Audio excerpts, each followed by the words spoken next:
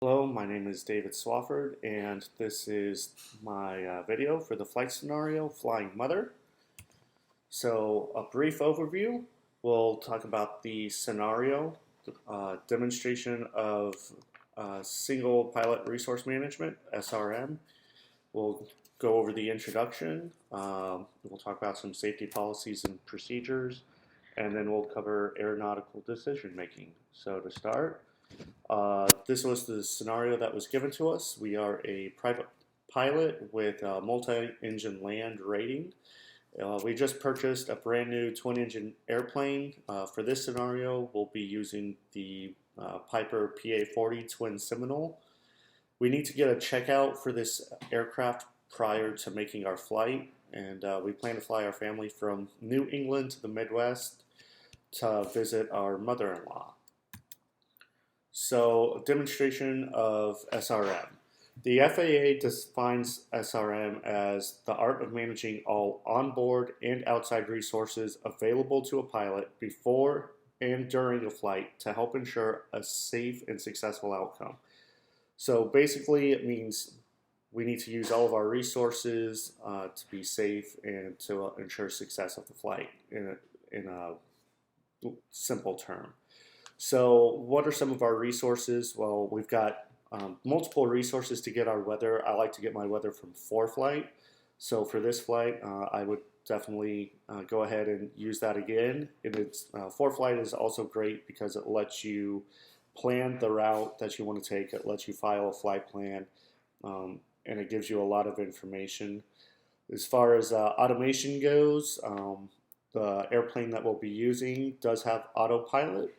So we'll be using the autopilot function for our aircraft. And during the checkout, we want to make sure that we get training on how to use the autopilot and what to do should the autopilot fail. Of course, having autopilot's great. It helps you manage the flight. It takes away a lot of the workload. Of course, you don't really want to use it on initial climb out, but once you're kind of established in your climb, you can turn the autopilot on. You also want to make sure that you're following your flight plan or any instructors that the controllers are telling you to use. And again, if it does fail, that goes back to knowing how to fly the airplane. So, some task management stuff, like I said, takeoff and landing are very task saturated.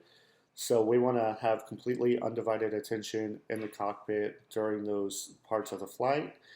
But the automation is there to kind of help with the task management and to make things a little bit easier. And it's also going to help us avoid controlled flight into terrain, CFIT. We don't want to fly into any terrain, and part of that is having a really good situational awareness and knowing what's going on around us.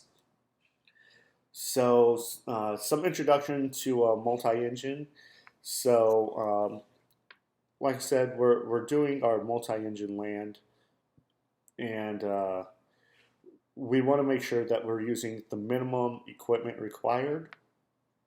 For our aircraft, the minimum equipment list can be found in the POH in section 7.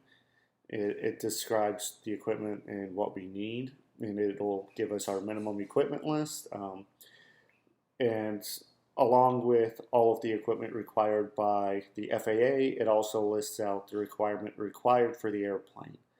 And then in section 3 of our POH, we actually have section 4, we have our normal procedures. So starting with the pre-flight, we want to make sure we've got all of our required documents on board. We've checked the weather, we've done a proper weight and balance, and we've planned everything. And then the pre-flight starts inside the cabin. We're checking that the landing gear is in the down position. We want to make sure avionics are off, and then we'll turn on the master switch to check our lights and fuel, and to open up our flaps and to make sure that everything's operational. And then we'll go around the outside. We'll start on the right wing. We're going to check our fuel, check our struts and tires, We want to make sure our flaps look good, our ailerons are good to go. We want to check our fuel quantity on the right wing, and then we'll go over to the nose, and we're checking everything in the same. We want to check the gears, the struts, the tires. We want to make sure our landing lights are working. We're checking the windshield, and then we go over to the left wing and check everything the same as the right wing. And we also want to check our empennage and the rest of the aircraft and make sure that our stability is good, our antennas are good, the baggage door is closed, and make sure that our aircraft is in a flyable condition. And as long as the pre-flight looks good, we can go inside and do our before starting procedures and our engine start procedures, which are outlined in the POH. And we want to make sure that we follow that POH to the letter, because we don't want to mess anything up for that. It would be very easy to mess up things for a multi-engine, so always follow the POH. So some safety policies and procedures. We will always practice the sterile cockpit rule, which is really important during task-heavy events. It's basically, so when we get ready, when we're taxiing, when we're taking off, and when we're landing, when we're in the airport environment, we only want to keep our chatter to stuff that's important to the flight for safety reasons, because we want to be able to hear what's going on around us. And if we need to stop or make any corrections, we need to be able to hear and know what's going on. So our pre-flight safety briefing, it's required by the FAA. We'll discuss where the emergency exits are, how to put on our seatbelts and how to take them off. And we'll also discuss what to do in the event of an emergency. And the FAA also requires that we inform all passengers that their seatbelts must be fastened during taxi, takeoff, and landing. And then we'll discuss any other important safety information, such as in the event of emergency, where to meet up, and how to use any sort of life-saving equipment that might be on board. And then we can finish up with a takeoff briefing, just letting our passengers know what's going to happen during the takeoff, if there's an emergency, if we have to make a full stop, or if we lose an engine, just kind of briefly going over that procedures. It not only helps you as the pilot, but it also helps your passengers understand what's about to happen, and to ensure safety of the flight. So that brings us to some aeronautical decision making, ADM. The Pilot's Handbook of Aeronautical Knowledge defines ADM as a systematic approach to the mental process used by pilots to consistently determine the best course of action in response to a given set of circumstances. So, long story short, ADM is thinking through things and making proper reactions. So we've got a couple tools that utilize ADM. The first is PAVE, so it stands for Pilot, Aircraft, Environment, and External Pressures. So we want to assess ourselves as the pilot. We can do that using the I'm Safe checklist, going through if we have any illnesses, medications, stress, alcohol, when's the last time we ate, or are we fatigued, and I like E to say anything else, what else is going on, any external pressures.